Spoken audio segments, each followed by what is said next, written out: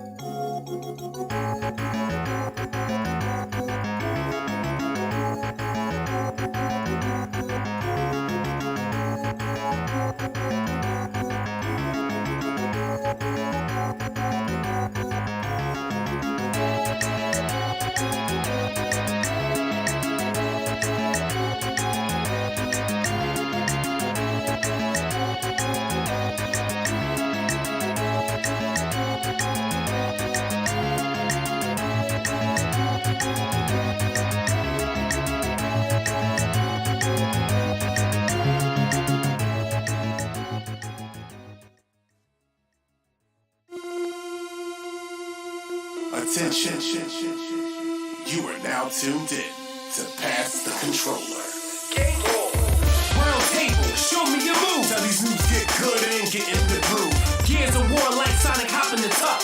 You don't want the smoke, you'll get bodied by Big Nuts. Kung for the characters, stay for the content. Fans from the elite to the CIVICMINDED. Conventions are streamed, the topics are seized. Tell 'em tune in. Peace and hair grease. Let's go, baby. Peace and hair grease. Pass that, pass that, pass that, pass the controller. Pass that, pass that, pass that, pass the controller. Pass that, pass that, pass that, pass the controller. Pass that, pass that, pass that, pass the controller.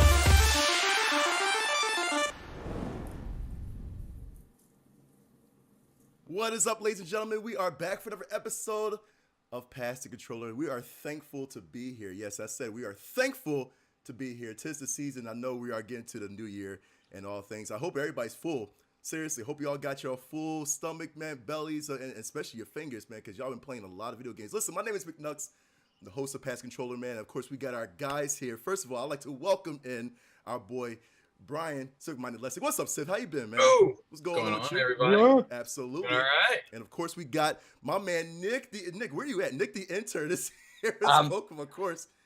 I'm reporting in live from the Paldea region. I hate you so much. And last but not least, Eric the Smoke Moran. Eric, what's going on, everybody? How y'all doing today? Pretty good, man. We're doing pretty good. Listen, man. I still got the itis going on? We still got the itis. How's everybody's Thanksgiving, first of all? Yeah, how's everybody's Thanksgiving? Real quick, man, before anything else. How's everybody's Thanksgiving? It was great. It was great. Peaceful and quiet. Yeah, really? That's Watching what's up. nothing but Wednesday. No arguments. No arguments. Everybody got a full plate?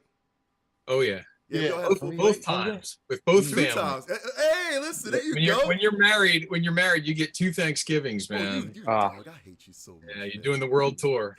The world.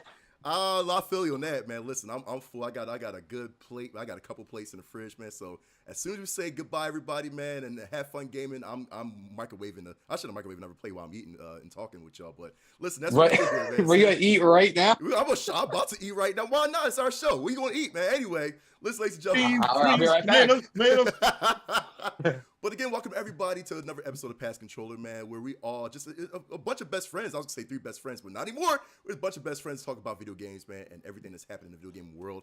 Right now, we're gonna actually get into what we've been playing. Yo, Smoke, you've been grinding a lot, man, during this holiday season. What you been grinding, man? Well, I just finished playing a couple days ago. Finished playing God of War Ragnarok after 72 hours of gameplay, and I'm still got a lot of side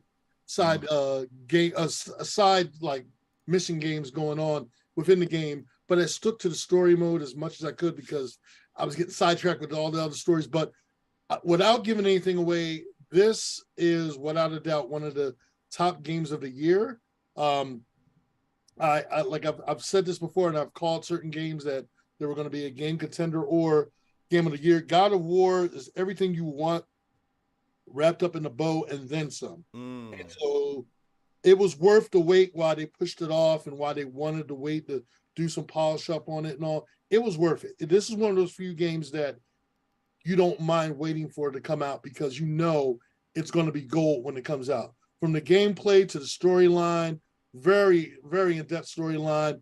It really takes it to a whole new level of where Kratos is concerned and stuff. And I mean, it wouldn't surprise me that like eventually someone's going to do a remake of God of War, like the original God of War. Mm-hmm. There's a lot of fans out there that have played this game and the prior game, the 2018 game, that don't really know the full history of Kratos. And some of them can't get access to, for whatever reason, the PlayStation Store of the original God of War and all that, when T.C. Carson was the voice of Kratos. But I'm telling you right now, if you haven't got God of War Ragnarok, you're doing yourself a disservice as a gamer. I highly recommend, if you haven't got it, go get this game. If you got to download it. Me personally, I got the physical copy, but again, this is one of those games that I highly recommend you get. So out of 5 controllers, Smoke. 10 controllers. 10 controllers. 10 controllers. Yeah. 10 controllers. That's too many controllers. That's right. I feel you on that. I mean, it's a game that you're so engrossed in and you want to play, and then there's so much side missions and so much stuff to unlock. I was in 72 hours in the game, and I'm like, oh my God, 72 hours of gameplay I'm playing, and it's just like all the games are connected. It's not just you're wasting your time just to do a side story that has nothing to do with the overall story. but it does. And I mean, seriously, you'll do a side mission, and the next you try to stay on the main course of the story, but then you want to do another side mission to expand the story even more. Mhm. So again, it's one of those games I highly recommend. Gotcha. And I'm also currently playing 2 other games that came out earlier this week or the other day. First is Evil West. Now, how is that? Evil West is for those people who played PS3 games, third-person adventure horror games. This game will take you back with a more modern day twist to it because graphic-wise and everything. But this gives you the essence of what it was like as a gamer playing like back in the day in the 90s, early 2000s. This game is straightforward, fun. It's straight up, you're killing vampires. You get a whole array of arsenal. You can build up your skill tree. The storyline is straight. This is a straightforward storyline that you would have gotten back in the day in the 90s, early 2000s and all. But again, graphic-wise and everything else, it's just a solid game. If you just want to go out, shoot some stuff, kill some vampires, and just have a lot of fun without, being a rogue game or anything like that where you're bogged down and you're having rage quitting and all this stuff. This game will challenge you, but at the same time, you'll enjoy the game and you'll get a satisfaction as you're playing this game. It's a full-on fun ride with this game. Really? Okay. Yeah, definitely. And the character, the main lead of the character that you're playing, he's a badass. He's got he's building up his arsenal, but right off the bat, you're just like killing people. And again, you're killing vampires, you're killing all types of creatures. And like I said, it's one of those games that I'm like, it's like having like a really good serving of steak, and you want to just enjoy the steak, and you just want to take your time. Sponsored by HBO Max. HBO. Yeah. Anyways. So again, I highly recommend this game. I give it definitely 5 controllers out of 5. And then the other game I just started playing because it brings me back from back in the day is Gungrave Gore. Gore. Okay. Gungrave Gore. Gory. Gore. I call it Gore. I call it Gore. But Gungrave, it was an original game that came back on PS2 and PS3. They basically does have a history. They give you a background history of the whole series and all that. If you never watched the anime came out back in the day. Gungrave, again, another solid shoot 'em up, bang bang. So sick, dude. Game. Shoot 'em up, bang bang. Yeah, shoot 'em up, bang bang. I have it on my Xbox, and I also got it on PlayStation 5. Okay. I'm gonna tell you right now. Well, if you have an Xbox, you can get it on the PlayStation's the PlayStation Store. They're giving it away for free. You can play it for free if you have a Game Pass and all. But on PlayStation, I had to get a physical copy because this was one of those games for me back in the early 2000s, late 90s that I loved playing, and it was hard. Like I still have the original PS2 version of Gungrave, the first one. Okay. This one is a continuation of where the first one and second one, and they give you a whole history of what happened and where you're at now in the present. But I'm gonna tell you right now, this game is hardcore, badass. Shoot 'em up. You're just killing everything inside. You're destroying everything. You're a one-man army. This game, when you see the graphics for the trailer, basically it's you playing the game. It's just like that. Again, 5 out of 5.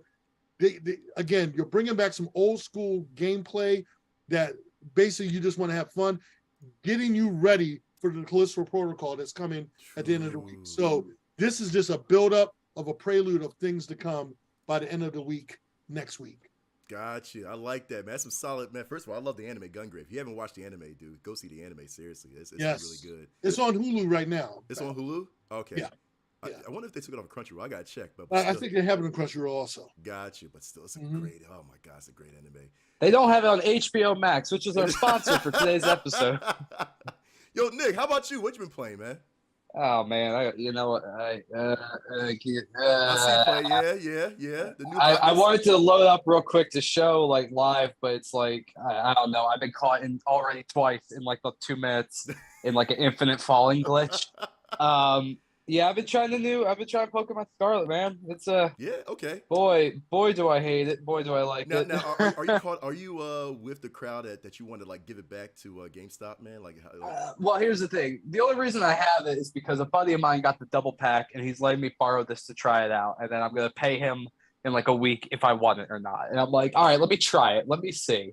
And the annoying thing is, like, it runs like a car without wheels. It's like, it's crazy. I don't understand how Nintendo gets away with this every time. yeah, Like right. with how much money they make and how terrible the product is. And it's still people just eat it up. Because it's And I'm over here Nintendo. like, Yeah. yeah, man, look, I love the Switch. It's great. It's a great party time, fun time, but it's a piece of crap as a piece of hardware Yeah. to run a game like this. Like I just imagine like if they had this on PC and even just like a PS5, like this game would be crazy. It'd be great. It'd be just the It's the kind of game that looks like it's about on the same technical level as a PSP game from like 2006. I mean, yeah, respectfully, it just doesn't look like you're right. really strain the hardware like it says it does. Look at it though. Yeah. I'm not dogging it. It's a Pokemon game. I get it. But Yeah. are you kidding me? This is the game that broke the Switch. I don't get that. Yeah, it's crazy. And like I don't get why we do, 2 releases. Why not just make like one game and like focus on that? And like they took away a lot of like customization. Like, look, I'll be honest, this is the first one I've touched since Platinum. Like I am fully like I understand what the formula is. I understand that it will never change, and I understand that it will never get better. But they will still make millions and millions off of it. Facts, 100%. More than Star Wars, more than Marvel, like way up there. And I'm just like, it sucks because I'm having fun with it for what it is. Like the open world's great, the slice of life stuff that they fix, it's great. But then I'm like, and you can actually like challenge yourself. And I'm like, all right, now it's like, all right, cool. That's the shakeup we needed. This is the right direction. Right. But the path is covered with like fallen trees and bushes and like people crying for help and everything's on fire. Yeah. Like, like you just start running through a field, man. And like, it's awesome. It's fun. And then it's just like, like robots and stuff in the back. Like they have it in every open world game. I know everyone's talked about it, that moment where you stand up on something high. It's like your first synchronization in every Assassin's Creed where you're like, this is your sandbox. This is your world. Go out and play it. And it's like they wanted it to feel like the Hogwarts score from Harry Potter, like that classic theme. But when you look, it looks like they're playing it on recorders. Like it's so bad. It's like ooh, ooh, ooh, ooh. It's just like everything's choppy and blocky. It looks like mashed potatoes. Like, but then I have fun with it, and I'm like, I'm so conflicted. I can't even give it a rating at this point, man. I don't even know how to feel about it. Out of 5 controllers, you know what I mean? You can't. I'd say like I'm building the controllers as we speak to grade it, like because that's what this feels like, even with the day one patch. So like I don't know, man. I want to give it like maybe a 3, but I want to give myself like a 1 for giving it a 3. You know what I mean? Like, yeah, facts. It's a 3, but I feel bad about it, even though it's like a 3. You know what I mean? Like that's all that we're accomplishing this generation of Pokemon. That's all I've learned. Oh God! So we tell you just wait, okay? Tell them anyway. just wait, because I was going to get it day 1, but wait, okay? Nah, more like day like 101. Like like let it simmer, let them get together, let it still run like crap because it's on the Switch. Like Nintendo, you have billions of dollars, make an actual console for once. Like, come on, it's time to step up your game a little bit. Like, come on. Understandable. Ain't ever a game you was playing as well too, man? Oh, Grounded. Oh my gosh. Grounded game. Is so it's fun. I finally got around to trying it with my my roommate Tommy and our buddy Greg, and it's so annoying. It's so annoying because I'm like, it's Honey I Shrunk the Kids, but like with Minecraft kind of. Basically. And it's great and it's fun. It's interesting. It's unique, and the way you have to go about the world and solve all these problems. And it's so vast. It's so deep. I had no idea like how far it goes. It's like a ladder. It's insane. And I'm just like, I was getting so annoyed at it. And like, I really have to play it in like certain bursts because like, I'm kind of over Minecraft at this point in my life of like starting a new world and building up, and it takes a while and it's a lot of work. That's why I'll only play it, with my group. I will never solo like log on this or try it even though they have the cool feature where you can any person just sign on to a world. It doesn't have to be like on Minecraft. It has to be if you play on console normally, it has to be that person who knows the world has to start it. But in this, it's like our own little mini server. It's great and it's a lot of fun. I can't wait to do more. But I'm like the other day we were playing and we were working on our base and making our and like I don't know why, but this spider just kept aggroing me and no one else. And I just like I would respond. I got to the point where I was like, screw it. I don't care about getting my backpack or whatever. And then my buddies are like sneaking around, but like the second I spawn in, like it can aggro on me because it's that close to our base and like where I set my spawn. And I just die. Right and I die seven times in a row. And I'm like, I'm done. I'm done for the night. I can't. I'm done. Dude. And so like they were trying to play today, and I'm like, can we do something else? Can we play Overwatch or something? Like I need a break. I just need a break. All right, that's all I ask. Wait until you have to deal with the ant raids, man. When they decide. Yeah. No, I've heard some horror stories. Yeah. I found this cool dagger, and it said insect dagger, and I'm like, we're making weapons out of them. Like what? What? Yeah, it's crazy. Trust me, they'll come. It'll be like you'll see an alert coming, like okay, ants are coming to your base, whatever. And it's just so annoying, dude, because all that hard work that you've done is like. But you know, it's fun. You can't catch any Pokemon there, but that's okay. You know, you on that, man. No, but it's fun. I agree with you on that one. I love ground. It's definitely like a 4 out of 5. Yeah, like definitely. And once I get more like mutations and get like once you become a whale in that game, I'm sure it's like way more fun. You know, once you can kill a spider easily, but right now you can't, and it's that grind. You gotta get through it. That's the only thing. 100%. I feel on that, man. Yeah, definitely recommend it. I think that score is actually right there, man. 4 out of 5 for sure. Civ, how about you, man? What you been playing, yo? So I've been playing a remastered version of Shatter, which is like the oldest video game concept ever. Everybody's played brick breaker games, you like Breakout or Arkanoid. It's basically the logical next step to a game like Pong, where basically you're a paddle, you're knocking back and forth this ball to destroy various brick layers, get to the next level. This game's a little bit different, though. It takes it to another level where there's actually a mechanic in there where you can have a vacuum that activates that either pushes air away from the paddle, like you can see air, or it can pull air and particles towards it. So you can like curve the ball a little bit, like you can like curve the bullets kind of thing. Yeah, it's cool. So the thing that really sets this apart, and believe me, I started playing this back on the PS3 when it came out. And recently they remastered it. I have it on PS5 now. Yeah. Every once in a while, it looks like Genshin Impact for some reason. I don't know why. Sponsored by Genshin Impact, where you can find on HBO Max. Be in the middle of playing, and all of a sudden, Genshin Impact loads up. How about that? I was gonna say, wait, is that a feature? But go ahead. Yeah. It's like, would you like to give us more money? Bug. Anyway. No, it's a cool game. The soundtrack is amazing. That's what really lured me in. It's got a very, very cool soundtrack.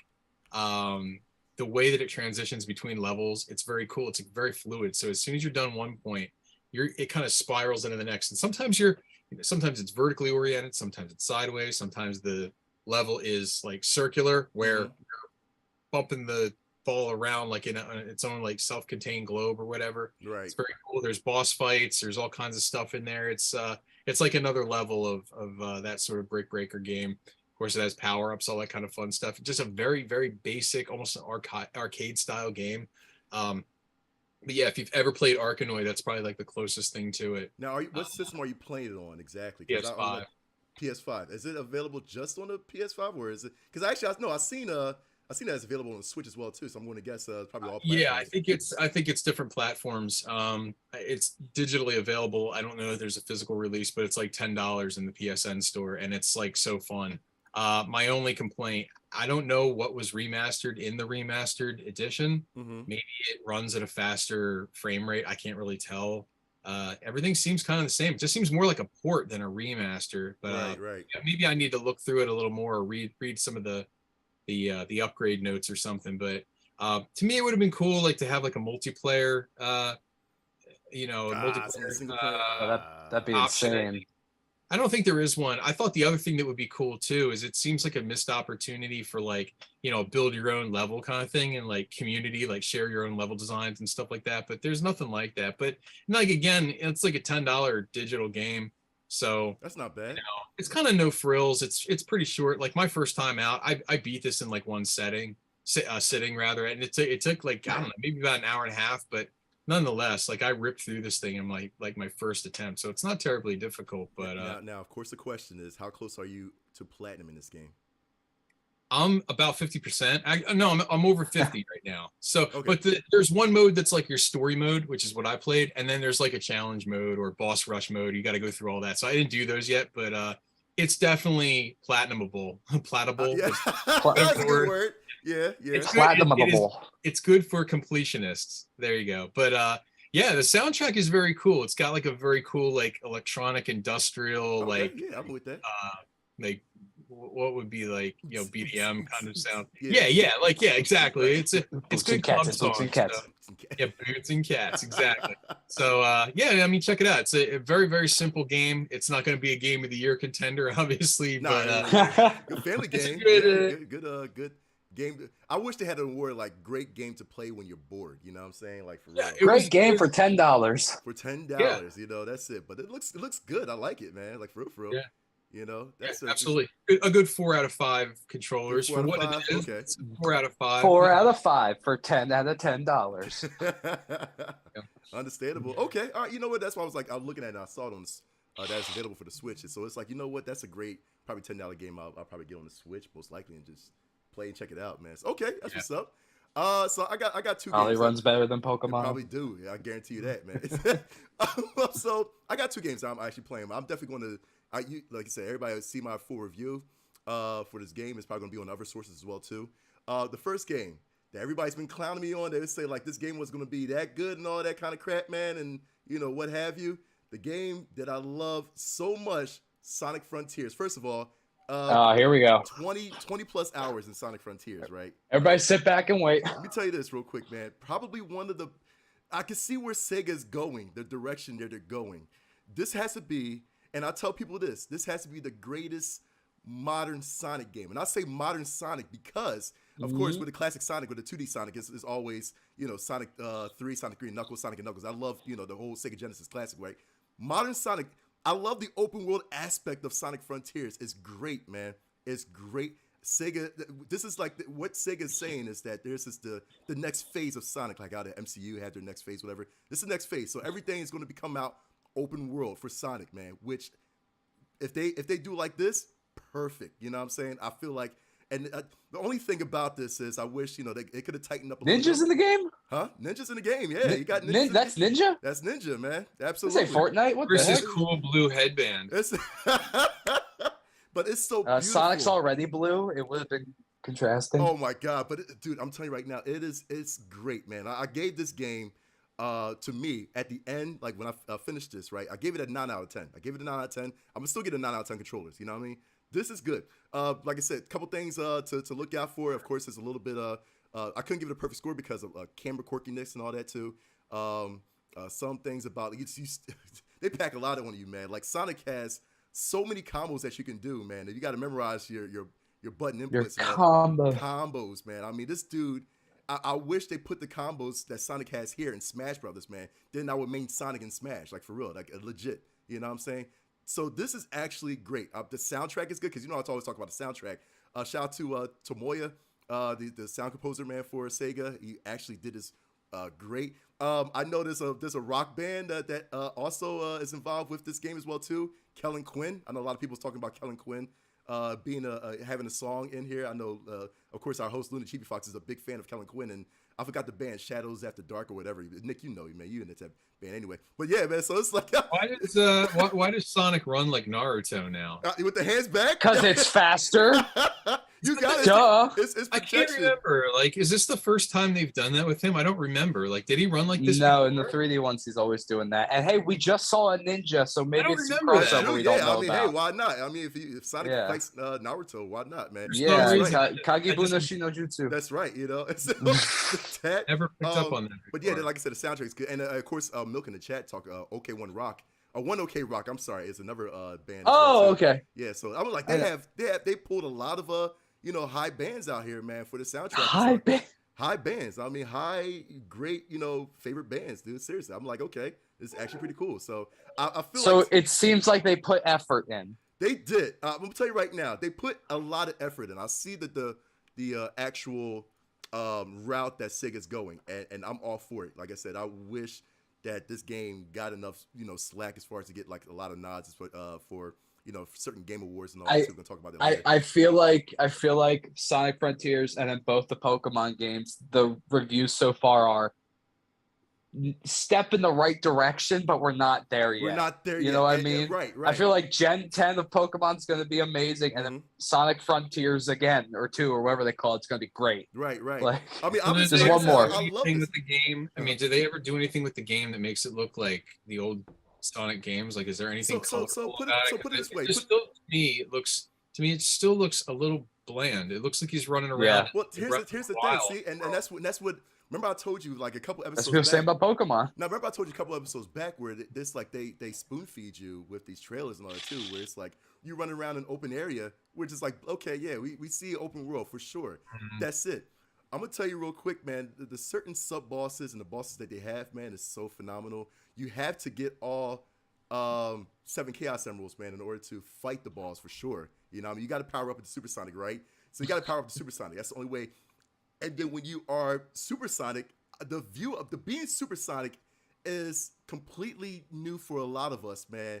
Like in this game, it's God mode, right? It's so cool, dude. It's like it's anime like, as heck, dude. It's Goku, dude. It's straight up Goku, like for real. You playing as Goku. You know what I'm saying? It's amazing, yo. I want another death battle now with Sonic and Goku, Super Saiyan mode, man, and then with the Chaos Emeralds. I want that right now since Sonic Frontiers is out. I want that to be a thing because this is, again, like I said, just the way the view is. And like now, Civ, real quick before I go to my next game, we talk about, is there any implements of any like old style? No, they do have.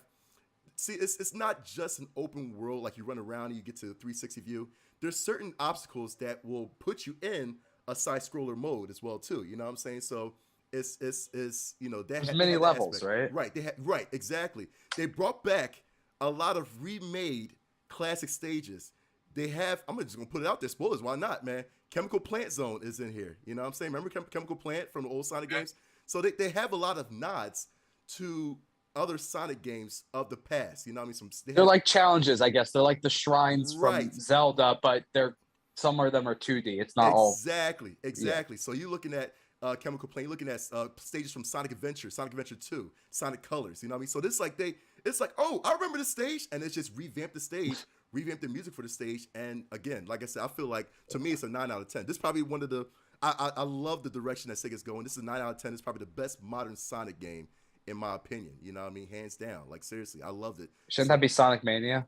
I love Sonic Mania. No, but Sonic Mania, I still feel like it would be considered a classic vibe a little bit, I guess. You know what I mean? Since it's not to the classic. Anyway, but I recommend anybody who hasn't played Sonic Frontiers yet, please go play it. So yeah, that's my first game. My second game, you think about the season that we're in right now. It's the season. What game am I playing, man? I want to see what you guys think. What game would I be playing this season right now? In conjunction with what's in the air. Uh, All right, you know what? This everybody stumped, man. I've been playing. Y'all gonna hate me for this, man. What's in the air? It's in the air. We are in the season of the glorious World Cup, man. I've been playing Nintendo World Cup from the classic Nintendo Entertainment System. There's soccer balls in the air. Listen, Everyone watch that's what out. we're doing, man. I love this game. I took that hint way too literally. I was like, leaves. Dude, snow. I love this game so much, man. This is probably the greatest. I'm not gonna say greatest classic. No, this is the greatest sports classic game. Really, Nintendo World Cup is so much fun, man. You know what I'm saying? I love it, dude. I love it so much. I had to play because, of course, with the hype of the World Cup, man. USA sucks, but it's so much fun, dude. For real, it is so much fun, dude. And if you haven't played it, man, like seriously. Oh, those dudes' Whoa, eyes, man. Yeah, right? What It's the- so Yo, that's straight up creepy. It's just so. It's the what is that style called? It's like they have that. It's like those Civ, you probably know, or Smoke. It's like It's Chibi? It's Technos. It was the old like River What's up City with his Ranch eyes? games and that developer, they always use that art right, style. right. Because remember they use that same character. Why did they put their eyes? Yeah, they use the same character in what's it called? River City or not? River City Ransom. River City Ransom, right? Yeah, that's what I figured. Yeah, so it's like They have a bunch of those games. It's the same thing as Dodgeball too. Right, exactly, dude. I love this, man. So I was like, you know what? Why not, man? I'm gonna play some Nintendo World Cup, man. Because They look like possessed Oompa Loompas. It's pretty much, dude. It is so. Listen, the music too, man. Are you playing this on original hardware by chance? Do you Do you have this game for the NES? I have it on other means, but it's like I wasn't trying to. I'm not trying to narc you out. I'm just asking, like, if you actually own the game, because I think Evening officer. Okay, so here's the thing. I had that game is worth a bit of money, if I recall. Right, because I had the original when of course, as a young kid when I had the NES, I had this game. Yeah, for sure. This is a long time ago. A long time ago. You know what I'm saying? Like I remember my dad bought me this game for sure because I was playing soccer. In school, like throughout like 9 grades, I was playing soccer for my school. What was that kick? What was that? It was a special super kick. It was a super kick. They got special powers and all that too. It was oh my god, so much fun, dude. You know what I'm saying? So yeah, I have a lot of fun. I was like, let me get back to this, man, because I miss the music and I just miss the good old days. The good old days of infinitely scoring and all that crap too and everything. My buddies got me into. Shout out to Vam. I know he's probably in the chat, but my buddies got me into Super Dodgeball. It's the same style too, man. But yeah, this game is so much fun, yo. Seriously. Hey, if you guys are looking for a kind of cool like soccer game for the NES that just never came to the United States, check out. Since we were talking about anime adaptations earlier, Captain Tsubasa, like they actually made a soccer game of that. For Nintendo? Yeah, it's on the NES, and actually, it's amazing looking. It came out towards like the end of the run of the original Nintendo Entertainment System, and Famicom really, because it was over in Japan. But it was really good, and it looked like the anime to some degree. It was crazy. Really? But, yeah, you're into soccer anime series, Captain Tsubasa. Captain Tsubasa. Okay, I'm gonna write that down. Like seriously, man. You guys have not heard of that? Did I stump you guys with that? No, I have no idea what you're talking about. Okay, well, so here's the thing. I heard the anime, but I never knew that they had a game out early. Well, there were a couple games for it, but I didn't know that the games went back that far. Like, I thought it was more of a more recent thing, but no, apparently, there was a Famicom game over in Japan. But again, it wasn't big. I don't think it really hit the United States at all, so... You can pull a clip of that. You can find Captain Tsubasa, right? Captain Tsubasa? You know what? Why not? On the NES. So the people know what I'm talking about and that I'm not on crack. You might want to say like Captain Tsubasa Famicom game or something. Famicom. Well, he looks that up. Remember, HBO Max is the premier streaming service. No, it's not. Don't even say that in jest. If you like the premieres of pieces of crap. So there's a bunch of I see Captain Tsubasa. There's Captain Tsubasa Volume 2 Super Strikers. Yeah, it's probably more than one. But I'm gonna bring up, let's say, Captain Tsubasa Super Strikers. I didn't know they had a. Did we clear this clip? We don't clear any clips. We called the legal team on this one. Like, yo, I didn't even know that they had a thing out like this, man, for Nintendo. I can see Nintendo graphics on this one, man. I'm gonna show y'all real quick, of course, what is. Yeah, just real quick. I don't want to spend a lot of time, but no. But here's the So I get to see the anime style, right? This is volume 2, I think, right? Right. Yeah. Let's see if I get the gameplay on. Of course. Yeah, it's cool. It's got an anime. What? Dude, this is. Dude, it's an RPG. It's a legit RPG. Yo, it's got RPG elements. Yes. Dude. Okay. I might write this down. Good. I didn't know this was like. I know what our game of the day is going to be tomorrow. Dude. I'm telling you guys, it's a hidden gem. I didn't know this was an RPG thing. Yo, this is awesome. Look how good this number 3 flying. Animation is so dope, dude. Number 4 trying. Look, number 4 block. It's deflected. Tucky's ball is high. Whoa, that's too much information. Yo, that's freaking okay. Yeah, I'm not gonna spoil myself. Oh my god. I'm like, but there you go. Overheating. You can see that was like. Okay, so you can see that was translated by a fan too. Right. That was but it's amazing. It looks really, really good. It looks like the anime. So if people are looking for something fun, soccer-wise, or as everybody else in the world calls it, football. Yeah. Dude. Check it out. That wasn't live action. That was crazy. Oh my god, yo, I might have to write that down because I'm actually want to try that out now. I know those RPG elements in freaking soccer like that, man. There are newer games out too. I think the PS4 had a Captain Tsubasa adaptation. I gotta check it out. Do they ever say go like that or anything like that? No, Nick. All right. Shit. All right. Hey, look, a Pokemon. Woohoo! Oh my god, dude. Go catch a Bulbasaur or whatever. Oh, that's a starter. You know they're gonna have some BS way. You're gonna have to get him. Like, come on.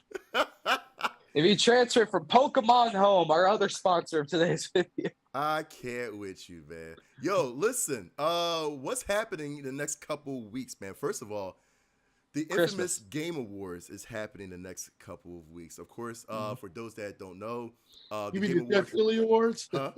You said Jeff Keighley the Awards? Jeff Keighley Awards, man. Where's Jeff Keighley, man? Get Jeff Keighley on the show one of these days, man, for real. Who will win the That is so Keeleys? true, though.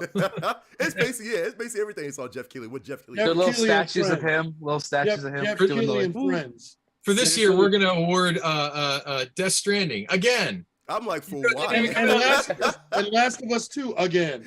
Can we add a Jeff Keighley award to the pasties this year?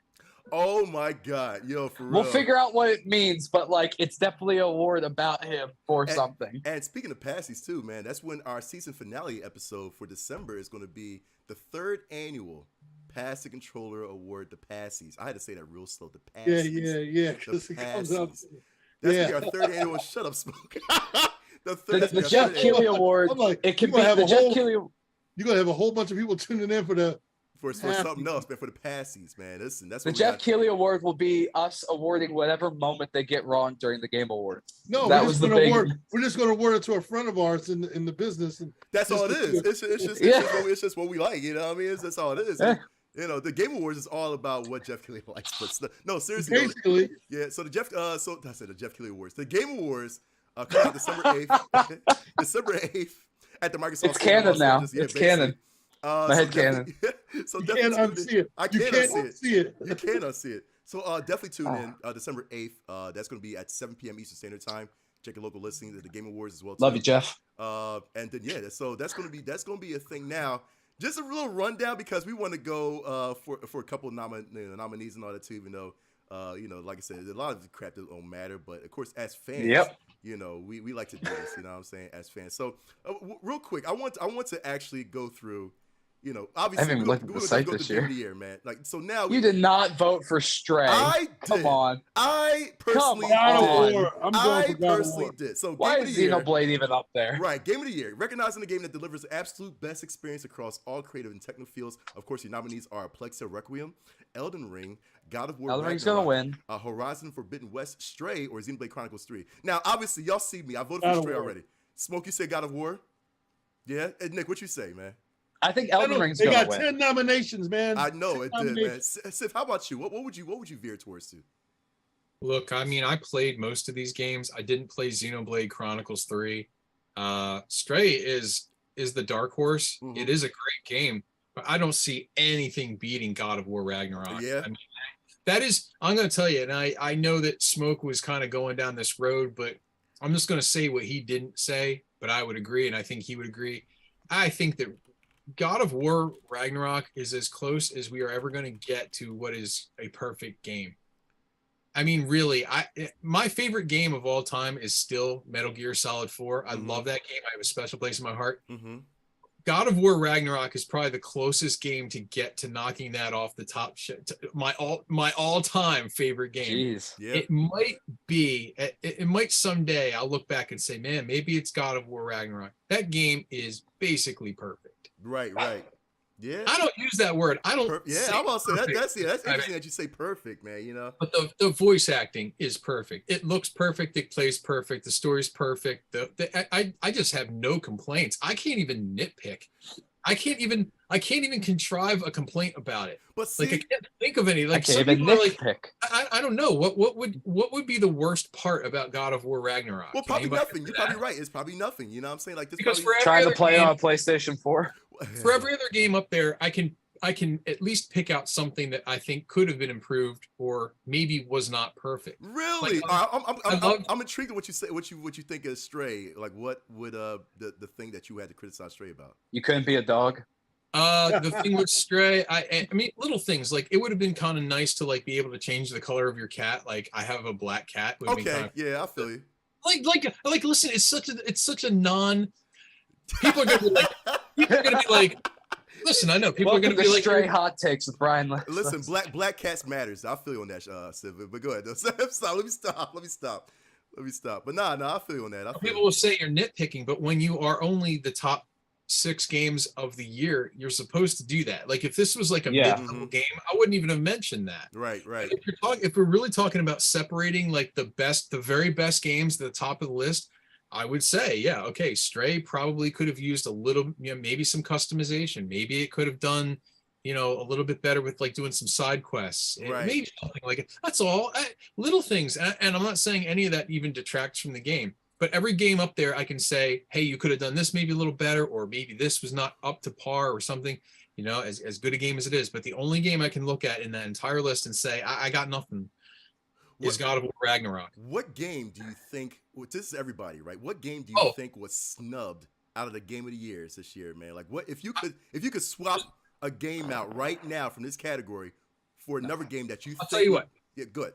I'll say the game that needs to be swapped out, and then you guys can say the name of the game that got snubbed, because I know we're all thinking the same thing. Sure. But there is a game up there. There's a game up there that does not deserve the nomination. I'm sorry. It's Xenoblade Chronicles 3. Now, Exactly. people are going to say, Civic, you didn't play Xenogears Chronicles 3. Fair point. But I played the other games, and I have seen enough of that game to know that it's just very, to me, it comes off, it's nothing earth-shattering. It didn't do much more than its precursors. Right. It's just game more if you like it, but it's just got a 3 on it. Okay. yeah, they just plugged another number. To me, it was not like a quantum leap forward in a game in the series. I just don't know. So I don't know as good a game as Xenoblade Chronicles is. I know it has its fans and everything. I'm a fan of it. I've played the other ones, but I just don't think it really is a game of the year contender. But I have the game that should be up there. But you guys can go ahead and say. No, because I have no idea. We're all going to say it together. I feel like it, man. You know what I'm saying? And Smoke knows. And 3, 3, 2, 1. Teenage Mutant Ninja Turtles Shredder's Revenge. Shredder's Revenge. Oh yeah, Shredder's Revenge. Wow, I forgot about that. Wow. It's been a minute. If they could put Stray up there, why not put TNMT? Because Right. seriously, I mean, everybody That game was fell in fun. love with that game. That was a love. That letter. had heart. Xenoblade doesn't. That's what I'm thinking too. I was like, dude, they had everything, and I feel Well, like wait, that wait, was. wait. It's Here's the the Rocky. It's the Rocky. of the No. season. Here's the question: did Jeff Keighley like the game? Jeff See, Keighley Jeff didn't like that. I Keighley don't know, like- man. He's a Battletoads fan. He never liked the Turtles. So it could be just it comes down to that. Yeah. Jeff Keighley and friends, they probably said, well, let's get Xenoblade because we all like Xenoblade, Well, no, it's probably because their friends at Nintendo were like, "Hey, we're gonna give you money, nominate us, right? That's the Huh? thing. Wait, Yeah. That's what this Yeah. all is." Oh, we don't Like, let's know be that. original. Hey, come on, don't do that. No, Listen. no, you're right, Okay. you're right. You asked a good question. You said, why is it not up there? I'll give you the answer because Uh-huh. we said this before. People can love a game and it can do well, and it can have a simpler premise, and it's just not up to spec comparatively where people feel like AAA games are. People were saying that same thing about Stray. Stray is only about a 6-hour game, maybe. Mm-hmm. So there were people that just based on that merit alone of it being a relatively shorter game, they were saying it shouldn't even be nominated. I'm like, why not? Did you love it? It's Was a it game, fun? yeah.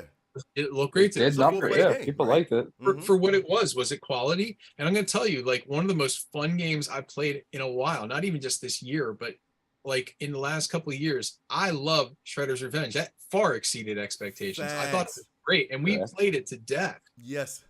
Yep. Played it to death. It was a great. If you were into Ninja Turtles, you would love it. Now, If you're into video games, you're gonna love it. Right. If you just like, side-scrolling indie games like that, it was perfect, like for what it needed to be. So I don't know why it's not on that list, and it just makes me mad that it's not. and honestly, too, Civ, maybe if they swapped out Xenoblade Chronicles 3 for TMNT, it would be a hard vote between Stray and TMNT. You know what I'm saying?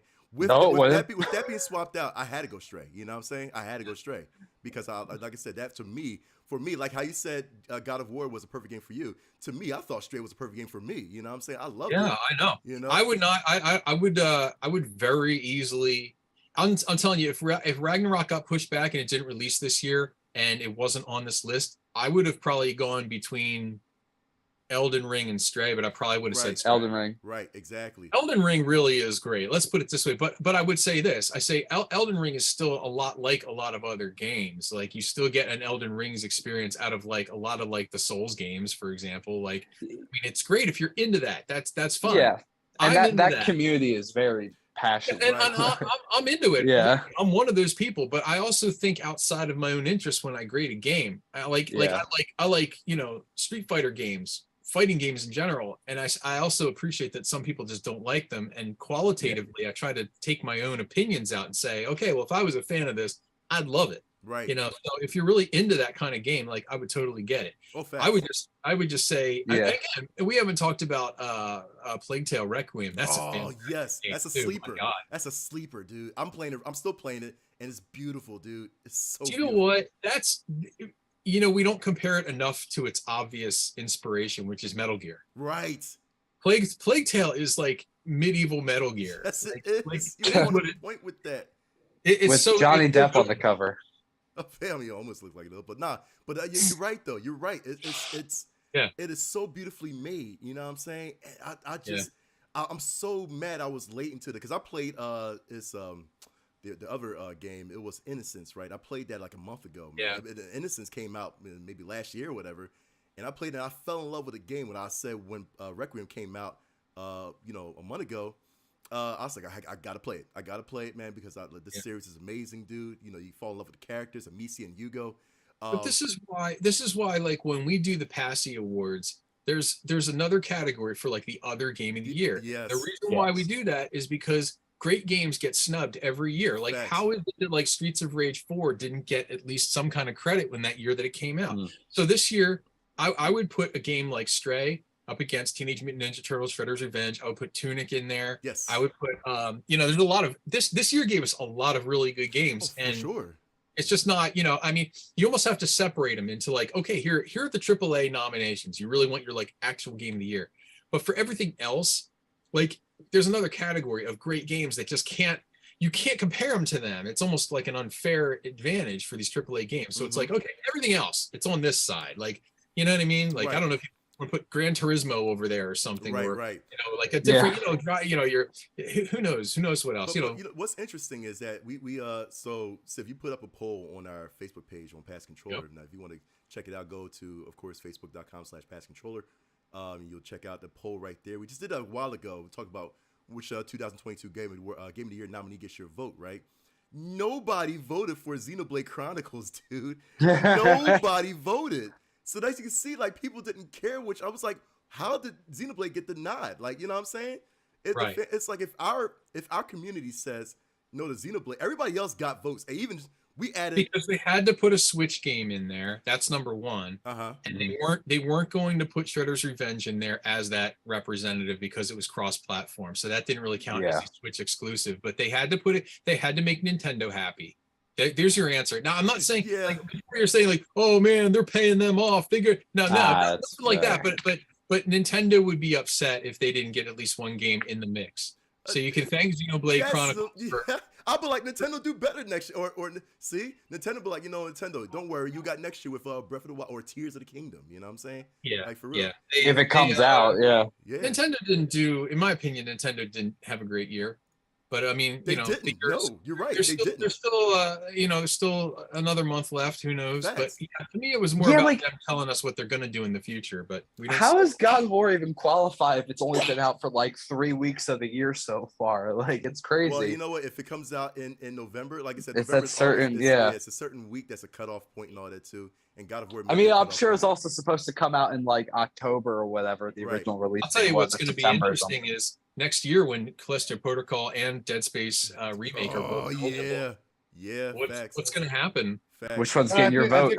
I think Callisto Protocol is going to probably win because it's a newer IP, right? And also, Dead Space has been there. It's been there, done that. So it's a remake, right? So it'll still get its props, but Callisto Protocol, because it's being fresh, new, it's basically. Look, the game is getting banned in Japan because of the violence. They got a season pass for you to be able to unlock other death scenes.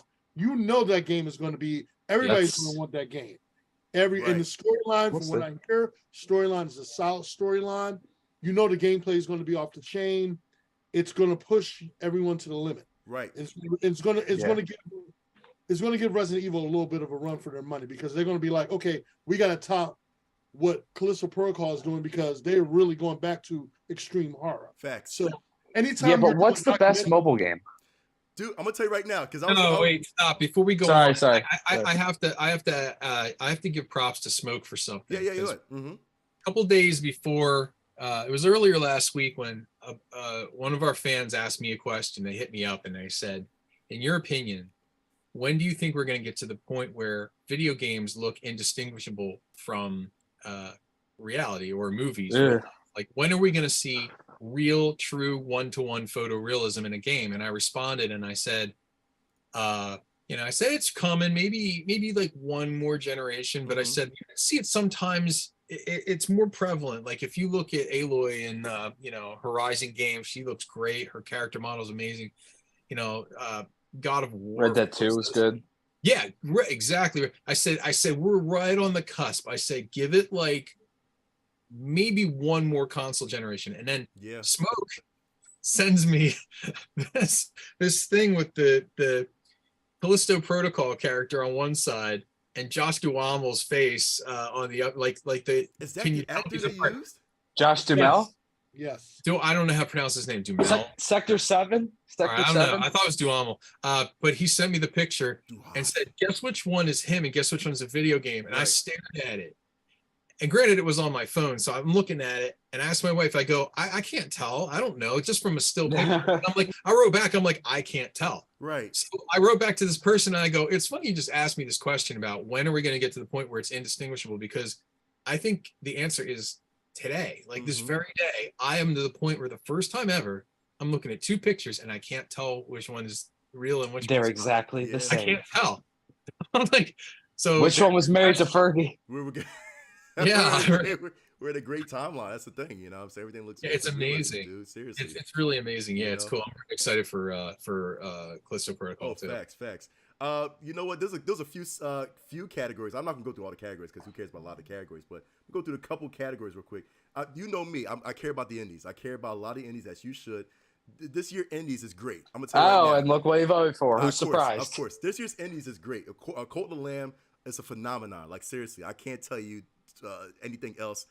Play Cult of the Lamb is really good. Neon White is another one, which is so great. Sifu, Smoke. Did you play Sifu? I know Sid plays Sifu. Smoke, did you play Sifu? Yep. No, yeah. I played. You play Sifu? How'd y'all both like Sifu? It was good. I mean, they eventually had a DLC where you could play it, and they had a lot of different challenges in it where it opens up more of the game. So I played it straight. I was able to play it straight through because it's like almost rogue based, but the difference is it's playable where it has a replay where basically you go back, challenge yourself, and to push yourself more further than any other rogue game I played. And but the DLC over the summer, they gave you this option where they made it a little bit easier where you could play it straight through with challenges and you build up points, and eventually you can do like have different things open up and you can unlock a whole bunch of extra add-ons and everything. So it was dope. I was able to play it straight through. I played it twice straight through, and it was dope because of course if you unlock certain parts in the game, it'll get you to your objective a little bit faster versus if you went just a straight path. So there's a lot of like shortcuts. You can find like different things within the game to build up your board. The cool thing is if you got to go back, everything that you kept on the board is still there, but you had to start again, but you have a better understanding objective and what you want to do. And every time you replay it, it plays differently. Right. That's what everybody was telling me about that too, man. So I'm glad that I'm surprised you didn't get it. And then of course, if you have it on PC, there's so many mods. They just did a T'Challa Black Panther mod on there to play in place of Sifu. Tell me twice. I'm getting it right now. Shoot. they did a Batman one, they did a Daredevil one, they did a Bruce Lee one. Green Ranger. Yeah, they did. They did. Well, actually, they did a Green Ranger. Oh, really? A while back, yeah. Yeah, they did a couple of them. Yeah. Yeah, they did a couple. So so they have a lot of different mods on there that you can play if you have it on PC. Got you. Yeah, and definitely rest in peace, JDF. I'm glad they put a nod in especially in that game as well too. So yeah, they got a lot of great games, great indie games, and I tell people definitely look out for small indie developers, man. Tunic, I think Luna because Legend of Zelda and a Fox fan as well too. So she voted for Tunic.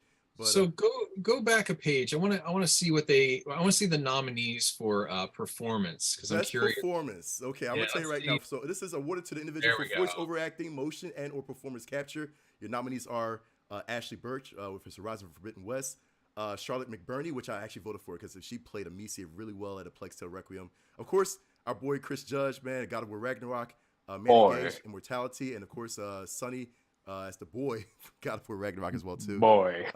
So yeah, I definitely voted. Sonny did a great Yes. job, especially in the first. Listen, I mean, from what I understand, because as I was playing like through the first game with him, I don't think he really had any acting experience previously. Like he was like a skater that they just found somewhere, and they were like, "You have a good voice. Would you want to like voice a character in a video game?" Really? he was like, Is it that "Yeah." easy? He was a young kid. I don't think he really had any kind of. I mean, maybe I'm wrong. Maybe he did some local stuff or audition. Yeah. I don't know. The story was always like it was like happenstance. Like they just kind of like stumbled on him, and his performance in the first game was. I mean, there were like gut wrenching moments where, like the emotion. I was like, wow, it's great, and I was glad he came back, and he sounds great, and it's to me again, and great performances all around here. Oh, by the way. Mm-hmm. It shouldn't be scroll down a bit to get Ashley Birch. Okay, so we need to talk about her. So anybody watch Mythic Quest? Nope. Oh yeah, I haven't watched season 3 yet. Season 1 and 2 are amazing. I haven't watched 3 yet though. Yeah, she's in that. She's Okay. extremely talented. I think she's kind of like the dark horse of this category. Like I feel like, she's a great voice actress. yeah. She's a Oh, great yeah. actress. Period. I really like her work, and I don't think she's received the recognition she deserves yet. So I would say it's probably between Sonny or Ashley. Yeah. Okay. Isn't she in Borderlands 2 as well? That name sounds so familiar in that I think series. so. I think she was a She character. Tina? I think so. If you want to check that, Is she Tiny Tina? If you want to check that, Nick, yeah, I That's a think good so. question. Was she Tiny Tina or was she a Oh God! Now you got me. It's a. All right, hey, we got a computer. We got a computer right in front of us. Go Google her. Let's see what all she's done. Let's do it. We'll have Nick, our intern, Google that. But yeah, I think Go for it, Nick. I think she Nick, was. you're what? I think she was in Borderlands as well too. What's I her believe, 'cause I believe that Ashley? name. What's her last name? Birch, Burch. Yeah, so I think she. Yeah, I was. think you are right. She might be Tiny Tina, Yeah, but you're right. She is like the sleeper, man, especially in this category. Yeah, Like Juggernaut. really good, and her performances are so diverse. She does Okay. So lot of different Vam in the chat says she was Tiny Tina. So yes. Yeah, Yeah, that's what I just found it. Yep. Mm-hmm. Good call. Thanks for verifying. you. I think she did multiple roles in Borderlands. I don't think it was just her. Yeah, she had a couple voices, all Okay. that. Well, dude, I'm telling you right now. She did Oh, Tiny she's Tina. on Attack on Titan. As That's who? cool. As who? Yeah. As you, I don't know. Come on, man. All right, so that's Hang on. Attack on Titan, which you can watch streaming on HBO Max now. okay with you. But there's some juggernauts as far as these voice actors goes and actresses. Oh, she's Yeah. Sasha. Oh, she's Sasha. Oh, then yeah. Ashley. I Birch mean, is a no juggernaut. spoilers. Yeah, she's a Yeah. definite No juggernaut. spoilers. She's really good. She does a lot of different types of voices too. She's the Juggernaut, bitch. She's a juggernaut this time, dude. Let me stop. Nick, to answer your question, best mobile game, which I actually play right now, and I love mobile games. Marvel Snap. Everybody go download Marvel I Snap. heard and play it. people, Genshin Impact. I don't know what sponsored by no Genshin, no Diablo Immortal, no Apex Legends, no Tower. Everybody download Marvel Snap, and you'll thank me later. Like seriously, it's Is so it fun? I heard it was good. It's a lot of fun. It's Hearthstone. Look, I got my Dragon Ball game, and It's- that's already too much dude, for me. I don't Dude, know. it's Hearthstone, but just with Marvel characters. That's it. That's Marvel it. Stone, got it. Marvel Stone. That's all it is. There's one category that I feel like me and Smoke want to argue about this, man, because I know he watched it all. Best adaptation. Best adaptation is recognizing outstanding creative work that faithfully and authentically adapts a video game to another entertainment medium. Of course, shows and movies, right? Why is Uncharted there? Arcane. So Arcane. again, the nominees are Arcane, League of Legends, Cyberpunk, Edge Runners. I don't know. I love Cyberpunk is good, but I feel like Cyberpunk is Isn't safe Edge Runners getting a game now? because Edge Runners. Cyberpunk is safe because of Edge Runners. That's all I can say, right? It's so confusing. They're making a When did game Uncharted come about out? the adaptation. How is Uncharted on this list? Didn't that Because come Uncharted out is a video game to movie. Yeah, but I mean, Yeah, but it's not good. too long ago though. It's It not came too out. long No, ago. it came out in like Yeah. April or something. Yeah, it's- Yeah. I thought it came out like last year. Nah, Did- because I was watching. No, because I saw No, Uncharted. Morbius was in. Yeah, I saw Uncharted. That might have been before I like saw- February then. Right. I think no. Wow. I think I saw Uncharted after I saw Sonic. So yeah, Of course, I had to vote for Sonic too. But Smoke, you say Uncharted trailers were during Spider-Man. Yeah, Look, no, the it was like February. The answer here is definitely Sonic 2. I would vote for that too, but don't sleep on Edge Runners. It's really good. Edge Runners is good, but again, Cyberpunk was saved because of Edge I Runners. think everything here is That's decent what I'm except saying. Uncharted. Honestly, It's so good. It retroactively saves. Right, that's true. Game. But Like- again, but I agree with Smoke though. I feel like Arcane is a little bit better than Edge Runners, to be honest. Edge Runners was great, you know what I mean? But I didn't see Arcane. I didn't see Arcane. So it's saw- so good, dude. yeah. Listen, you know, my enemy. Anyway, but yeah, that was so good, dude, man. And the Cuphead show I was just so can't funny. believe Edge Runners is getting a game like it's a show based on a video game, which is now It's getting a getting video game based on the right. show based on the video game. I Like what mean, the it's what? a- How? It's What Matrix stuff is happening? Like what the Adaptation. do you heck? remember? We're gonna blow. Nick, you know that there was a Street Fighter 2, the movie, the video game, right? Oh Yeah. wait, yeah, but you know, So yeah, if he you, remembers that there was a Street Fighter game. if you ever movie wanted to was- do the mental gymnastics around that one. Dude, Yeah. the only thing that Do they bothers- play the game in the movie? That's the next level of that. The only thing that bothers me is Uncharted, which is like, listen, I love Uncharted as the next person, but yeah, I get what people are saying. It's not true to the game. They did Uncharted 2. The nod is Uncharted 2. They start off on Uncharted 2. We already know that. They did what set pieces people will remember to hopefully make a Right. quick buck off of They're- it. We know how Sony works with their They're- movies. Listen, they're doing the route of young Drake and young Sully as they go into their ventures, and they're going to do 2, then Uncharted 1, and then Uncharted 3.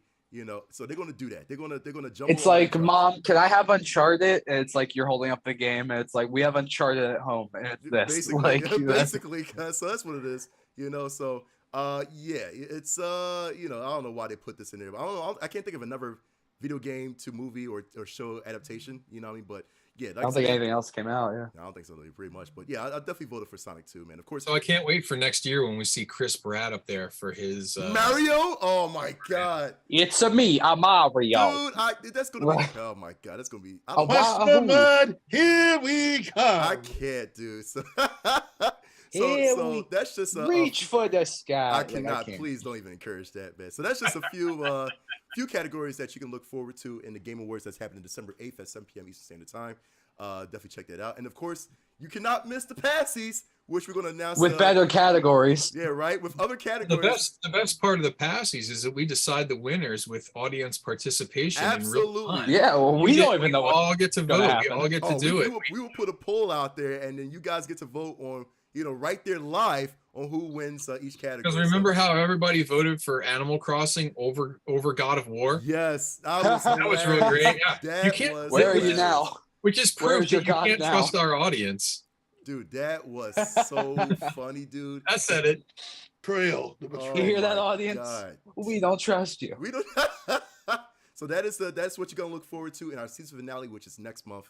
It's Pass Controller Awards, our 3rd annual Passies. Let's get into the meat and potatoes of this discussion real quick, which I definitely want to talk to you about, man. So this is coming from the Video Games Chronicle.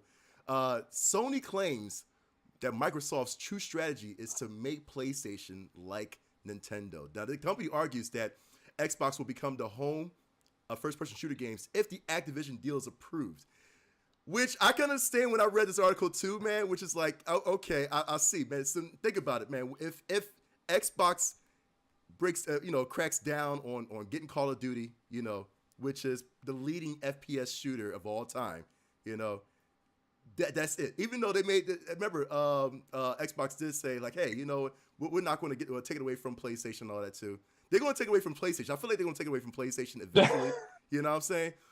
Do you think this is the right move from Xbox, man, to actually monopolize on first-person shooter, the first-person shooter market?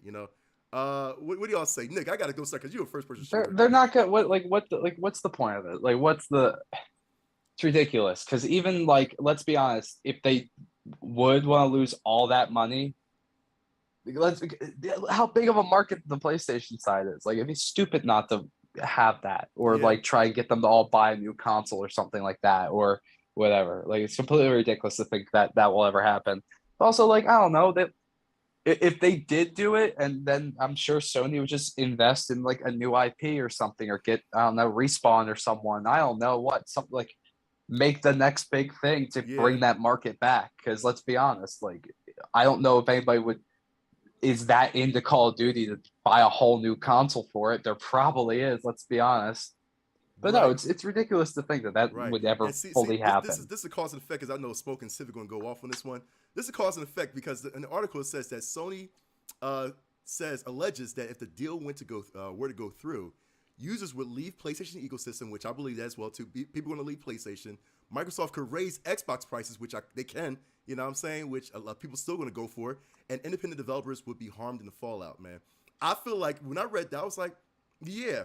I feel like a lot of people, everybody's going to be Call of Duty fanatics. It's like a disaster scenario. But yeah, everybody's a Call of Duty fanatic a lot of times. Odd thing for Sony to claim, though, because they're the ones that just raised the price of their consoles in certain markets when Xbox hasn't. So I think that's a little disingenuous of Sony to speculate that when in reality they have actually done that. Yeah. For different reasons, but let's call it what it is. That's kind of a BS sort of stance to take. But anyway, I digress. Keep going. Yeah, but do you think that with the market, with the FPS market in this world saturated around Call of Duty, do you feel like that the statement is true? Like people are gonna, if Xbox stick to their guns and say, yeah, Call of Duty is only on Xbox, man. And let's say all of us wasn't a Call of Duty fanatic. You know what I mean? We all play Call of Duty as a team. You know what I mean? Are we leaving PlayStation ecosystem to go to Xbox? Yeah, for sure. I would. Would y'all? There are games that I have loved that went to Xbox, and I didn't jump to Xbox. Mm-hmm. Like I loved Killer Instinct. Okay, Mm-hmm. I'm gonna tell you, like that is one of my favorite fighting games ever. When I was growing up, I played Killer Instinct to death, and then Killer Instinct came out for the last generation Xbox, and I was bummed out. I was like, wow, okay, so they're not going to make that available for PlayStation. But not for a second did I think to myself, I'm going to buy a whole other console just to play Killer Instinct. Now, people are going to say, well, that's like apples and oranges, because like a multiplayer online first-person shooter is not the same as Killer Instinct. Right. Maybe not. It's still an online game. You still, there is a competitive multiplayer aspect to it. But, my problem with Sony is that, they didn't want to make the big move. And they got undercut. They had their opportunity, and they balked. Now, if I was them, I would turn around, maybe think about picking up a company despite them. I mean, they've had opportunities before. They were looking to pick up Kojima Productions. Yep. They were looking to pick up Konami for a period of time. I happen to think that they were actually looking at Capcom. Yeah, I was hoping that too, yeah. That was one that was a rumor that they were picking them up. And my only question to Sony is, if it were you, and you guys got there first and you got Activision Blizzard, would you have done the same thing? Yes. I mean, you're kind of like a little, like it's kind of like you're complaining a little bit because you got beat in your own game. Yeah.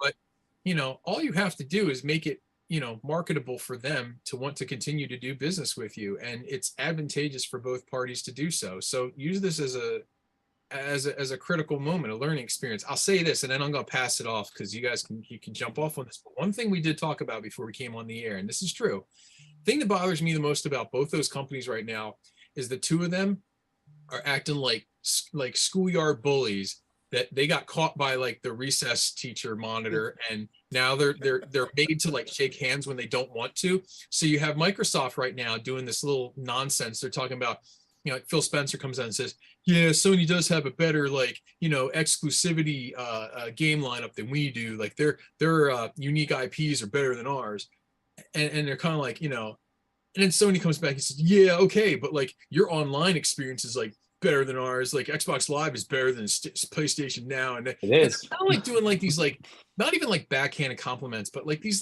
things that make them seem like they're trying to build up the other guys to look like they're bad for them, and they're fighting for their lives against all else. And I'm like, that's not the way to do it. You guys look like a bunch of punks. So I don't know. It just bothers me to death. It's like, look, okay, acknowledge the situation, work something out that's mutually amenable. If you can make something that's money talks. Look, I mean, if you're not going to give away half your subscribers, you're not going to let half of the Call of Duty population just fade into obscurity. Like Xbox knows what they're doing. Have a little bit of faith in them. Granted, it would be stupid of them to say all of a sudden Sony players can't play our games. We're not going to put our game on Sony. That's some stupid. But what is the breaking point between the money they would have lost keeping it as a third party without them having to own the company Yeah. versus them owning it and then stripping it away from arguably a bigger online community than the one they have in house. Makes no financial freaking sense. But Where's logic in that? I don't get it. So I hate to be this way. I'll call BS on anybody, but I totally, first of all, I think it was a bad move for Sony or Microsoft to pick them up. Right. I think it was bad business. Bad move, really. I do. I have my reasons. I thought about it more. And I don't think that they needed to do it. I think that they what's the point? Why? They can't. Sometimes a company is so big, they pick up a product that they can't wrangle. Like, it's too big. You lose money by trying to make it all your own. When you edge out everybody else, it's stupid. You just sold yourself into a corner. And by the way, a perfect example of that is a guy like Elon Musk. Yeah. First of all, Musk is an idiot, man. He wanted to buy something really big because it was a shiny new product and everybody liked it. And as soon as he bought it, it devalued like crazy because you realize it's in horrible hands now. Like, it's just not something that needed to be bought by somebody with such a narrow view of what it needed to be. So I commend Xbox for making big moves. Microsoft always makes big moves. I get it. I just don't know that I'll put, like, it's bad if they pull it away, if they make it too exclusive and they don't let Sony players and other players have access to their product. It's really dumb business for them, it's a lose-lose either way now. Right. But see, look at what Xbox is monopolizing now, man. Now they monopolize on Halo. Now they can monopolize on Call of Duty. But is Halo good anymore? Well, that's still the two biggest first-person shooter franchises. The only thing that PlayStation have is Destiny. Killzone. Stop. Why would you want to buy? Here's my question: if you knew that there was something out there that people had consumed from a lot of different venues, lots of different people needed your product, and by the very nature of your acquiring it, you almost by default exclude at least half of your potential target market. Mm-hmm. Why would you go after the online multiplayer shoot 'em up? Its whole existence is multiplayer online. Why would you want to make that exclusive? If you want exclusivity, here's what they should have done. They should have made a play for, like, a company that makes really great single player IPs. Like, go after, like, I don't know, go after an indie studio, go after Annapurna, go after Don't Not, go after Konami, go after Capcom, go after Square Enix, go after any other company that has those kinds of games that are, like, not really so much multiplayer. They're just great games that sell well, but don't have that. Because then you can say to the other, that would make me jump. If you were to if they picked up a company like Konami and revived, like, the Metal Gear IP, it's an exclusive. Series X. That is the day, my friend, you will see me come home with a big old Xbox in my shopping cart. Be like, they got me. This is my only recourse. And to piggyback off of you, Civ, too, because right now the biggest subscription in this system right now is Game Pass, man. If you look it up in the list and all that too, I think Game Pass is higher than Netflix. I gotta see what's up, but Xbox Game Pass, pretty good. Is the biggest I'll be honest. You know what I'm saying? One last criticism, and I'll pass it off. I did say I was going to do this, but the one more thing, and this is the important part here, is Sony angers me to death when they come out with statements years before talking about, Xbox was like, or Microsoft was like, yeah, crossplay, that'd be really great. We're totally down with that. Let's do it. Nintendo was like, hey, crossplay, let's do it. PC gamers, PC platforms, everybody wanted crossplay. That's why you get games like Dead by Daylight. Now everybody can play together. That's why you get games like some of the Street Fighter games and these fighting games and FPSs and stuff, and everybody can play together. The big holdout was Sony. Remember, they were the ones that, like, the ball was in their court. They were like, hey, we're all down with this. Why don't we all just finally do it? Everybody seems to want it. And Sony was like that. I don't know. I don't know if we have the infrastructure. I don't know if we have the technology. He messed that up on that one, man. Welcome to every Spider-Man fan's pain for the last 20 years.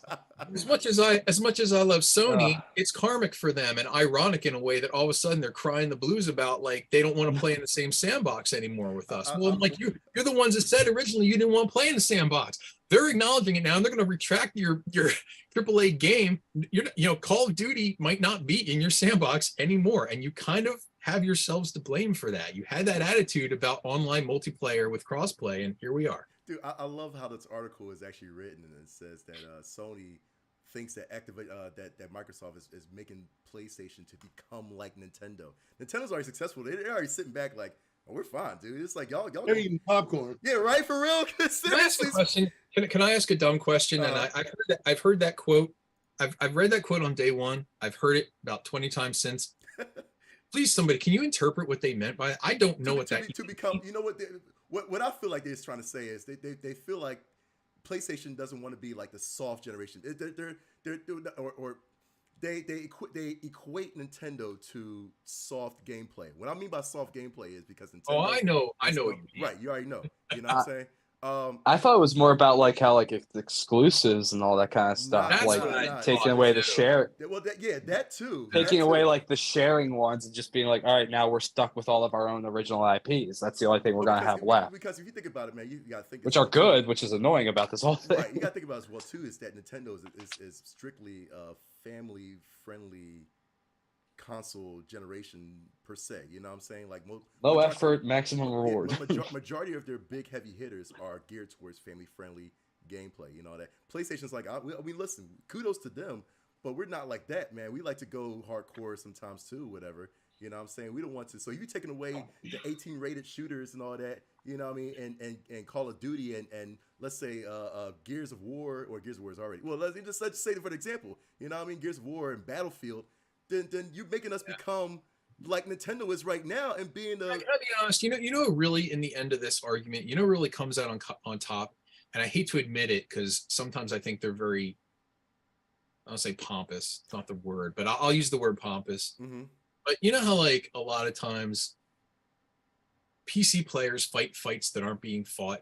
They just make these dumb, like, you know, Drive-by comments. And we don't. like PC master race. We're better. And 9 times out of 10, it's a stupid argument. It doesn't matter anyway. This would be the one time I would agree with PC gamers if they said, see, this is the nonsense with consoles. Yeah. Yes. You guys are a bunch of idiots, and it's stupid. It's a dumb argument, and PC gamers aren't beholden to that kind of nonsense. So really, who I think comes out on top in arguments like this one, particularly specifically this argument, PC gamers.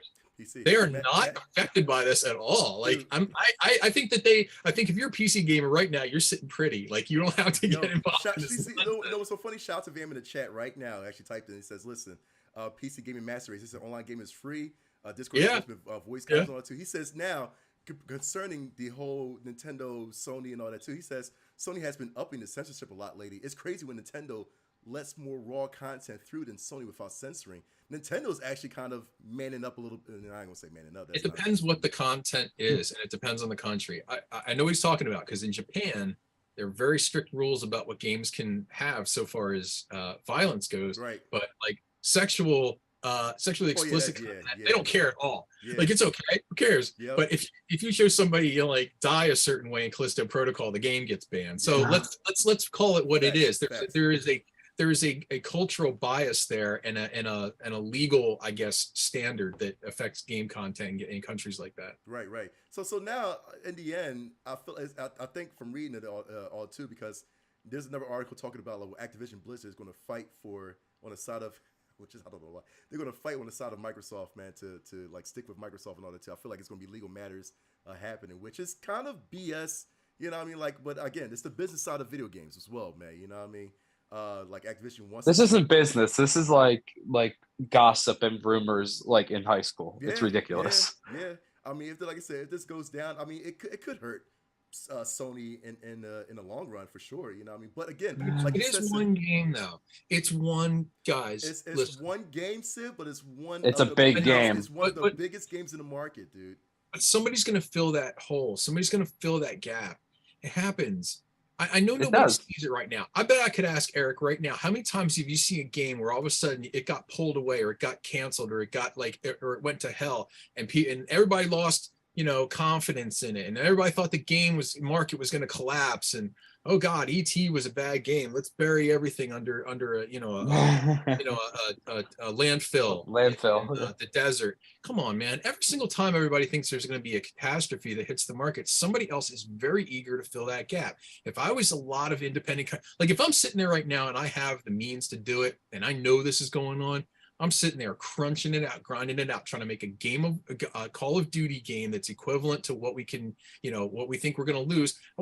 And by the way, Battlefield, dude, Battlefield is out there. It's still, that IP is alive. Why not resurrect the Medal of Honor IP? Sony still has. Sony and EA together. Oh God, I'm gonna have a headache.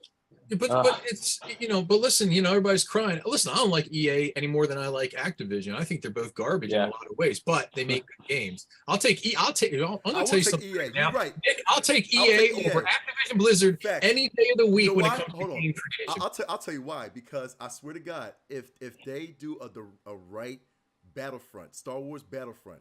You know what I'm saying? Yeah. Dude, that could compete. Really? That could. No. See, the difference is this, people are going to argue this to death. Compete, dude. Not every Call of Duty game is a great game either. There are a lot of garbage Call of Duty games, and Call of Duty fans will be the first ones to point that out and admit it. I will say one thing for EA. Yeah, their business practices are shady, and sometimes I don't like paying for the DLC and stuff like this, and sometimes their stuff is repetitive, but they make good games. Mm-hmm. They make good games because they've always made good games. Activision generally makes some pretty solid games. Blizzard is hit or miss, but mostly good. But you put Activision and Blizzard together, and I've seen a quality dip over the years, whereas I don't think you've seen that with EA. EA is a consistently good video game producer. Yeah. I know we hate to say that. Like, I hate... They are. What they are. They make good games. I'll buy them. Yeah, for real. If I was Sony right now, I'll be like, here, EA, I don't care how garbage everybody treats you. Or the whole, microtransactions, I'm getting you. Like, come to the team right now. Seriously. I'll take them. That means no. EA has made some of the best games in the history of gaming. Right. If I'm not an EA fan, I'm just telling you the facts of the matter. No, because here's my strategy. Ooh, we can talk about this all day. But here's my strategy because I'm telling you all day. Nah, because honestly, with a lot of people, there's a lot of people playing, like, for example, there's a lot of people playing Madden and NBA 2K on Xbox. If I was Sony, I would say, EA, I'm grabbing you. Hey, you know what? You got to play Madden and NBA. And a lot of those are on Game Pass too, I think. Yeah, well, that's what I'm saying, but I'll take that right. The only difference I will take that right away from them easily, dude. Can I tell you something though? I wonder if with situations like that, because it has professional sports behind it, there may be legal caveats to them. Oh, it's a whole thing. That's a lot, dude. Trust me. I bet you the NFL would be like, no, Sony. You're not gonna do that. How much money they asking? I think the NFL's bigger than Sony. You have players unions too who would jump in. Players unions would jump in first, and then the league would be second. But players unions would be the first ones out of the gate. Talking about the NBA players union, all of a sudden you're going to say, it's going to be an exclusive thing. You're not going to be able to play as this character, this game, like in 2/3 of the other gaming platforms out there.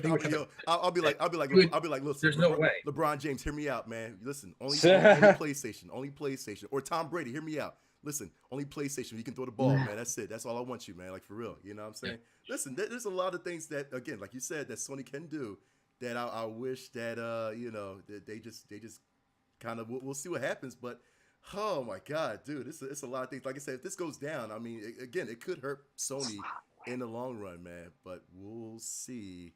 There's been a lot of stuff that should have hurt that company and here that still is. So I think they're going to be all right. Yeah. How much money was that? How much money was involved in that buyout? I don't remember.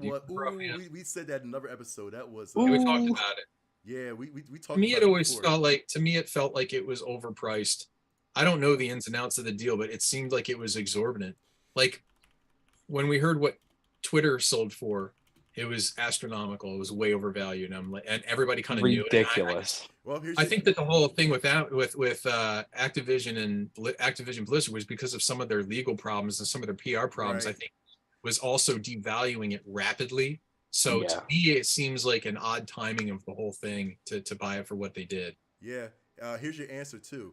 January 18, 2022, Microsoft announced this acquisition of Activision Blizzard for $68.7 billion. Oh no! 68.7.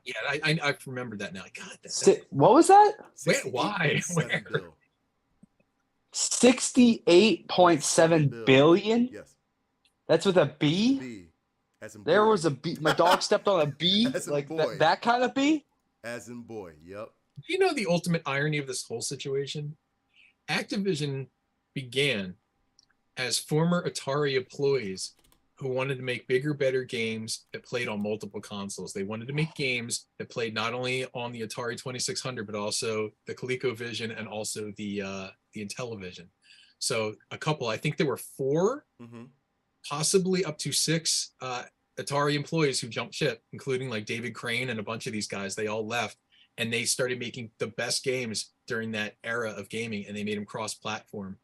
It's just funny to me that they began as such advocates. Granted, it's nowhere near the same company as it was. It's Activision in name only, but I do find it funny that it's like now we're looking at it like, oh no, it's like the swing in the complete opposite direction. Yeah. It's weird. Corporate. You know what? To corporate. end the show, there's an actual question in the chat that I want to end the show on, man. Which I forgot that they did announce, especially on Twitter from the official PlayStation, and some articles as well happened too. Are we ready for the PlayStation 6 coming out in 2027? Of course, we know the console wars is happening in 5 more years. I'm not looking forward to. I ain't got 5 yet. 5 more years, man. Console smoke. 5 more years, smoke. 5 more years, smoke. You want to get the PlayStation 6? I know you're getting the PlayStation 6. I don't want to get the PlayStation VR 2, and I'm not getting it. But so here's the thing. You know how? Okay, I want to take it back to what was it? I forgot what season it was, man. When we all was like clamoring for the PS5. Remember that, man? It was just the 3 of us clamoring for the PS5. And it was like, we getting this, man. This thing is gonna be crazy, man. It's gonna be the same thing, man. 5 years, guys. Well, yeah, you were all gonna get it, but here's the thing. I still don't think we needed a PS5 right now. I think maybe we were getting close to needing it, maybe, but we've all been reindoctrinated into this concept of like planned obsolescence, like with cell phones especially. Everybody's like, every 2 years, I need a new cell phone. Do you really? Of course. Nope. But why? Just need it. You just new technology. I'm like, okay, so you're subscribing to this concept of planned obsolescence, where you're programmed that like in regular intervals you abandon perfectly good technology in lieu of the shiny new thing. The PS2 to the PS3, perfect timing. It needed a next gen. Right. PS3 to the PS4, yeah, the time was right. PS4 to the PS5, way too soon.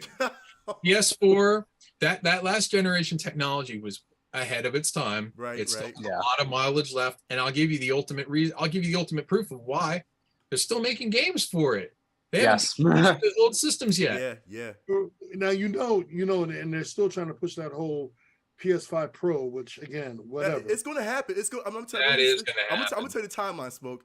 2 years from now, 2024, we'll get a PS Pro for sure. We'll get the PS Pro. They're going to announce it next year. I guarantee next year we're going to get the announcement. And I agree with you. 2 years it's going to come out. So maybe I'll hold out then. You know what I mean? So Nick, you get your chance to get a PS. I almost bought one the other day. I was like, oh, maybe it's time. They're actually in stores now. But I'm also like, there's nothing on it that I can't not have. Like, there's nothing 100% exclusive for it that I'm like, oh, I need it. That's going to be Spider-Man. But again, I got like another year. So yeah. I'm fine with my PS4. I'm really fine with it. It works perfectly well. Yeah, I like how the chat says, man, they still running their, Vam and Milk said they're running the same cell phone since 2018. When I grew up with an Intellivision and I jumped to the NES, my mind was blown. When I jumped from the NES to the Super Nintendo to the Genesis, mine was blown. When I jumped to the N64 PlayStation, mine was blown. PS2, mine was blown. PS3, mine was blown. PS4, mine was blown. PS5, it's pretty good. What's the difference? What's good. The difference? I ask you that. What's the difference? I think that because we're to the point where it's not doing anything so significant better. And I'm not just pointing out PlayStation. I'm talking about modern. I'm talking about the Xbox also. Okay, this is a Nintendo and Microsoft and Sony are like, it's like a Mexican standoff kind of thing. They're like, are you going to release the system? Are you going to? And they're both like, oh my god, and they force each other out of fear to pull the trigger early, and it's stupid. Guys could have just waited like 3 more years. It would have been fine. You were selling a lot of games. You weren't alienating customers. You weren't combating with the chip shortage. You weren't combating with a pandemic. Granted, I know they didn't see those things coming, but that would have been a perfect case for them to say, let's pull back. Right. Like, we made really good consoles. Last gen they both knocked it out of the park. I know Sony outsold Microsoft, but Microsoft's technology was fantastic. It was really, really good. So was Sony. So was Nintendo. They're doing great. Why are you guys like pushing to like create obsolescence of your own really good consoles with libraries of thousands of games? Like, keep the party rolling a little bit longer. It's okay. You don't have to do this like right now. Especially because like at least like a full year into the life cycle, a lot of people still didn't even get a console. Like I don't have if I tried, I could have gotten a PS5 and an Xbox Series X by now, but like I'm not there. I don't need it. I don't see the benefit of getting them. Yeah. And like here we are, and it's like if everything was going to be delayed and there was so much shortage, why not just hold off? But like it was so obvious. It's the usual thing that we've gone through in our life, and I feel like, and Smoke, you agree with me on this one. I feel like that it's always a 7-year gap with each console, man. That's coming out. It feels like it's the same thing. You know what I'm saying? Like, yeah, let it go, but it's like, why not? You know what I'm saying? Like keep the tradition going. Why not? Maybe it's because like the dumb tradition. When you get older, I think you don't translate the passage of time. You don't perceive it as the same as when you're younger, because like when you're an impatient kid, of course the new technology, you always want it now. So when you finally do get it, I think you savor it more. Yeah. But when you get to be like an older gamer, like maybe all of us now, like we've been through a couple console generations now, and I think we're just maybe a little more patient. Like maybe you want to see it become stagnant to a certain degree, because that's when you realize now it's time to move on. Mm-hmm. We need something better. Like the Nintendo Entertainment System hung around for a long time. So did the Atari 2600. Wait, too long. Great games, but come on, it was time. Let's move. We see better technologies out there, especially in the computer side of things. They would say, why can't we do what those guys do? They have PCs that do this stuff. So now I'm just waiting for there to be like a breakthrough technologically where it opens up an entire portal of new opportunities for what a console could do. And then I would say, oh man, we need that. That's what we need. I didn't feel that with this last one. I was like, there's still a lot of time. Why are we pushing it right now? Like, you're right. It is still a lot of time, and a lot of people, especially on Chris on Facebook, man. Shout out to Chris on Facebook. He says he still hasn't had a PS5 yet. A lot of people I've talked to still haven't had a PS5 yet. You know what I'm saying? Still hard to get. So let's say Nick, yeah, obviously, you know what I'm saying? So you think about it, maybe a couple years down the line, people still probably not gonna get the PS5, and then you go to 5 years later with the next PS6, it's like, dang, I didn't get a chance to get a PS5 yet. Like even just 3 years later, waiting for the Pro apparently, because exactly. I'm like Spider-Man comes out next year, but then what? The Pro will come out the year after that, and I'm just gonna be just as annoyed. Like there's also a weird anomaly now with games. Like there was a time when consoles had to be produced to be able to keep up with like what gamers wanted to see in new ideas, new concepts for games. Like the Atari 2600 couldn't play a game like Afterburner that you saw in an arcade. So you really needed new hardware to play a game like that. Now it's different. Some of the games that we even talked about today, the games that we're currently playing, most of them could be played on last gen hardware. Some of them, like I'm playing a Brick Breaker game. My God, I could probably play that on a mobile phone. I could probably play that. I told you I played that game on PS3 when it came out. That's 2 generations ago. Yep. So where is the clamoring come from? I mean, I know it's money. I know there's a financial aspect to this. I get it. And I know that they have focus groups and stuff like that drive a lot of this stuff. But at the same time, I'm kind of like, why put that strain on yourselves? Every time these companies come out with new hardware, they lose money, right? They lose money. Yeah. Sony in particular, they always sell their hardware at a loss. Nintendo probably sells their hardware at a loss. I can't imagine that, there's only $300 worth of tech in a Switch. There's more than that. You got to be kidding me. Like it's modern day cell phone technology packed into a handheld console. Like, so it's probably about $1,000. They've got to be taking at least $100 loss, probably much more. But they make that money back selling games. I know Sony's always done that. Every console they've ever sold, they sold at a loss. Even the PS3. I mean, that as expensive as that console was, they sold that at a loss. It was $1,000 to make those things. They sold them at $600. They were killing themselves on those. So I'm like, why would you bother rush hardware out when it's not necessary? It seems stupid to me. I think we might have touched on it earlier and we didn't realize it. It's like the supply and demand. Like we want things to look realer and realer and realer and realer. And you even said it just now. Callisto Protocol looks as real as you've ever seen. And but there's 1,000 games that have that now. Not 1,000, like Red Dead's graphics, like all these things, it's been done. The Last of Us, they all look amazing. They're great. Everything looks so photoreal, and that's kind of where we're at. And once we start making fake reality as closely related to real reality, it's like, all right, what do we do next? like VR, but will that ever stick? Like, it's just it was unnecessary. There There's were no big times- step next. Yeah. You know, like when Smoke and I were coming up, when we had our systems of yesteryear, and he had a Vectrex, and I had an Intellivision stuff. You could mentally wrap your mind around what you were hopeful to see in the next gen. You know, like you're like, I wonder what video games will look like in the future. Mhm. You know, Smoke's probably sitting there going, hey, maybe they'll be in color someday. I'm not dogging you either. I'm just saying, like, he grew up with a Vectrex. It was one color. Right. And I'm sitting there with an Intellivision going, hey, wouldn't it be neat if the screen could move and scroll different way? That was considered revolutionary. You can get that stuff.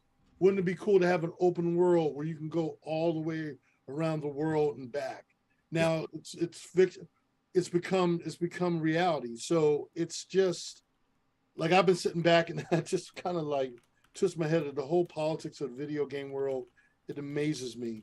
And I just kind of like I just feel that again, we're playing politics with video games. And I don't mean what's going on the national front. I'm talking about just in the reality of video games. They're trying to up the prices on video games and everything else. And in some cases, the consumer is smart to stick with a PS4 because they're saving money. You're getting the same kind of games, just not at a higher grade level, but you're still getting the game. So I mean, look, they're about to put out Witcher 3 upgrade. I'm like, come on. I mean, so it's just it's a politic game, and like you just said, in 7 years or whenever PS6 or 27 comes out, I'm just kind of like, I'm wore out from, just like with them doing the VR too. I'm like, come on, so me investing in the VR system was for nothing. I'm not going to do that again and keep wasting money. Okay. And they got the nerve to say, we're going to charge you even more than when we did the video. I'm with you on that one, man. I feel you. Come on. Yeah. That's why you should subscribe to HBO Max. Correct. Shut up, Nick. Nah, we did it. We did it. Real quick, Vam in the chat also, I want to end this on this one. Vam in the chat says, my rule of thumb, which I agree with this one. He says it must have 3 exclusive titles, right? Once a new console has 3 must-have titles that you can't play on the last gen, it's time to switch. You know what I'm saying? And that's how I feel too. It's like if it's 3 exclusive, let's say PS6 come with, oh man, we got the Last of Them. You know what I'm saying? It's not gonna be on PS5. You got to get on PS6. Last of who? The Last of Them. You know. I'll retell a real quick story because they said something really. It's pretty poignant. I'll retell a story about like one time that I saw a game that was so good that made me jump to another console. I've told this before, so I'll just jump through real quick. But I owned a PlayStation, the first PlayStation. Played it, loved it. It was great. I was in the middle of owning it, and a buddy of mine said, hey, the new N64 is coming out. They have a demo of it over at Toys R Us tonight. Let's go and check it out. I'm like, oh yeah, cool. All right, well look, I had absolutely I was a poor college student too. I had no money. But we went to Toys R Us, and I'm watching people play us, and it looked real good, like kind of like too good. And my buddy and I, we got up there, we're standing in line, finally got up there to play it. I played that game for maybe 5 minutes. And I put the controller down and I went right over the counter. I'm like, I would like an N64. I would like GoldenEye 64. I would like 2 Rumble Packs and the digital controller. I dropped probably like $400, like just on a whim. I was like, that game is a vision of the future. And it makes me want to be on, I will go back to Nintendo on this one. And I still play PlayStation, but I had to have an N64 just for that. Right. So if you're telling me that if that same sort of notion holds up, especially calling back to the whole Call of Duty conversation, if that's really what they expect gamers to do, let me tell you something. I am the exception to the rule. I'm not the rule. Most people won't do that. For one person in line, I was the idiot who, said, okay, I'll not really idiot, but I fell for it. I was like, this game's great. I gotta own it. But most people played it and walked out of line. They were like, they just want to try it. Right. I don't know what their turnover rate is about this, but if they expect all of a sudden people that have already invested in Sony and stuff like this, if they're, they're going to come aboard, they're going to just drop anchor and say, hey, let's go and get Xboxes. I'm sorry to tell you, it takes more than that. Gamers are smart. Maybe not us. Sometimes we're a little dumb, me in particular. but people in the chat who are bringing up points like that, That's a valid ass point. Mm-hmm. You're not going to just be able to dangle carrots and say, hey, I know that you love what you love, but I have this thing over here. There's one thing that I think is going to trick you. That's not how that works. Gamers are shrewd. Gamers are loyal. Gamers are smart. And gamers are frugal. As much money as we do spend, we don't like to spend it frivolously. Okay? No. We don't. So don't overestimate the fact that you think you're just going to like all of a sudden money grab it. That's not how this industry works. I know that Microsoft knows this, and I very seriously doubt they're going to do anything to directly screw with Sony and PlayStation gamers. I can't see it. It would be dumb. I'm thankful for being able to spot bullshit from a mile away. That's what I'm thankful for this year. Listen, man, it could happen. We'll see what happens, but you know, like I said, it's gonna be interesting. It's gonna be really, really interesting to see, you know, what could happen in the future, man. For especially with these companies, man. So we'll see what happens. But yeah, that's gonna be definitely it of our show. I could go on and on about the business of I gotta go on and on to the bathroom. Exactly. So let's Listen, ladies and gentlemen, thank y'all Drinking so too much. much water. Remember, next month, December, is going to be our season finale, right? Season 5? Season 5 finale. Holy crap. And of course, we end it with a banger, which is the Pass the Controller, our 3rd annual Pass the Controller Passies Award, man. If you ever want to see what it looks like, I know I'm going to embarrass these guys. Yeah, if Keeley said he's going to show up and make. He's gonna be there. He said he's gonna be there. I'm going to embarrass these He's guys accepting real the quick, man. Jeff Keighley Award for It's Jeff beautiful, Keighley. and we all dress up, man. We all do our thing. You know what I'm saying? My goodness. With the background, of course, you see me with that snazzy suit, man. Smoke with his Oh my Smoke gosh. got that. Oh, my Smoke wearing the same hat he wore. The freaking. And listen, we're gonna do the same thing next month. The Passies, man, where we do our own award show. And again, it's ran by our gamers. It's run by us. It's run by you as well too in the chat. You know, you get to pick your favorite game in each category. We're gonna talk about that later on too, man. So yeah, of course we're gonna have more people, man, with Nick and Luna dressing. I can't wait to see Black tie. Black tie. It's a black tie. Listen, Black tie. That's what we do, man. You know what I'm saying? That's what we do. So make sure that y'all stick around for the Passies. We're gonna announce the actual date of the Passies next month. And that's gonna be it. Like I said, guys, of course, you know, before we go, definitely give this show a share to anybody that has missed the show. For sure, make sure that you hit us up on every social media, PTC Gaming Show on every social media as well too. I know Hive is out there. We might have to get a PTC Gaming Show on Hive, man. We can see what's up with that. And then of course, add us or email us at our address, ptcgamingshow@gmail.com. And of course, we have a channel that is specifically for you called PTC Nation. It's on Facebook, so make sure you go on Facebook, type in Pass Controller, scroll down, you see our banner for PTC Nation. And PTC Nation, it is just for you. We can go ahead and share any video game content, no matter what it is. I don't care what it is. The people are using PTC Nation, man, to put their vlogs and games that they suck and all that too. People's been killing me, man, arguing with me. I've been having a lot of fun arguing with people. PTC Nation is just for you so that we can all pass controller together. I forgot my cards. My cards like back there, right? But you know what? I was saying like for 5 seasons, I might as well get it memorized, right? Listen, that's gonna be it, man. Like I said, I'm glad that everybody had a safe Thanksgiving. I mean, I'm thankful for all these guys here, including Luna, Luna's having a late Thanksgiving dinner as well too. But I'm thankful for all these guys as well too on the panel. You know, without these guys, man, we wouldn't have Pass Controller. Seriously, I wouldn't be able to talk. I'm trying to figure out who I'll talk about video game news to. Nah, I'm glad I have these guys here, man, to talk about video games.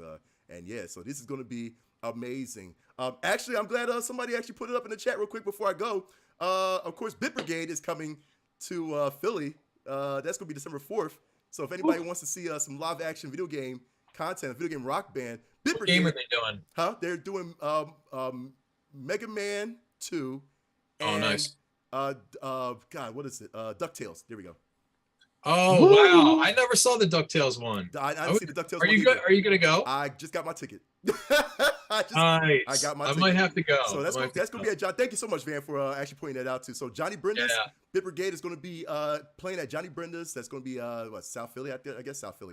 Nice. December 4th. Oh, that's North of Liberties. December 4th. So make sure you go on Bit Brigade's site and take a look at that. You'll see all of us there. Hopefully, man, we'll see all of us there. So anyway, that's going to be it. Again, we're going to basically, again, we'll see y'all next month for the Game Awards. So with Nick the Intern, with Eric Dragon Zord. I hate you. With Eric Spoke with Rand, with Brian CIVICMINDED Lessig, I am MCKNUX. This has been Pass Controller, and as always, people, get good. Peace and hair grease. And get to the bathroom.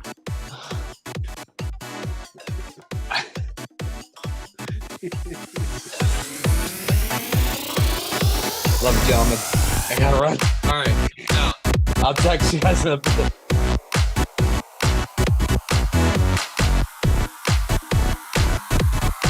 so I'll start to put together passes.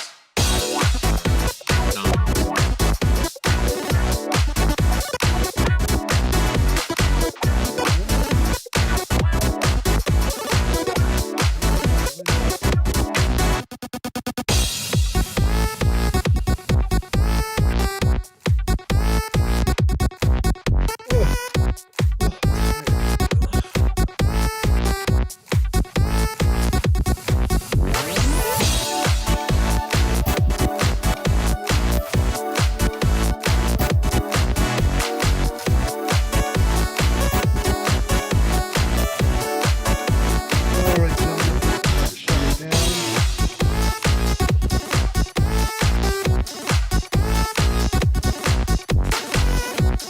That was cool. Thank you. All right. Catch you All on right, the guys.